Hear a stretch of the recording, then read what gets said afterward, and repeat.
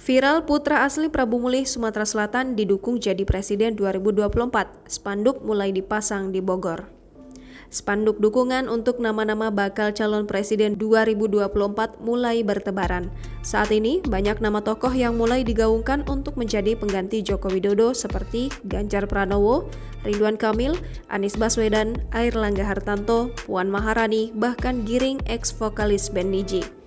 Terkini, dukungan untuk maju Pilpres 2024 muncul dari kota Bogor. Tokoh yang diusulkan itu adalah putra asli Sumatera Selatan, tepatnya dari Kabupaten Ogan Komering Ulu. Dia adalah Firly Bahuri, Ketua Komisi Pemberantasan Korupsi saat ini.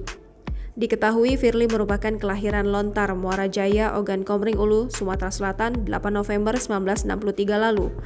Sebelum menjabat Ketua KPK, ia juga pernah merasakan menjadi Kapolda Sumatera Selatan di tahun 2019. Dukungan untuk Firly ini dideklarasikan oleh masyarakat Islam Bogor melalui spanduk-spanduk bertuliskan pesan dukungan untuk Firly Bahuri yang dinilai pantas menjadi presiden.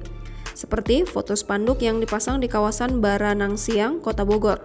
Dalam spanduk itu tertulis, Indonesia bersih dan transparan tanpa korupsi, Indonesia bersih dan nyaman kalau presidennya Bapak Firly Bahuri.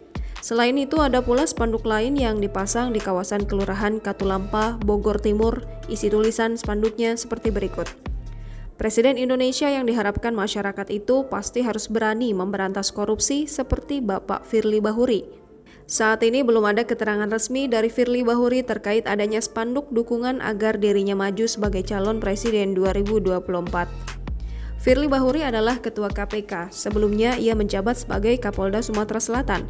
Pria kelahiran Prabu Mulih, Sumsel 8 November 1963 itu pernah menjadi Deputi Penindakan KPK, Kapolda Nusa Tenggara Barat, Wakapolda Jawa Tengah, dan Wakapolda Banten.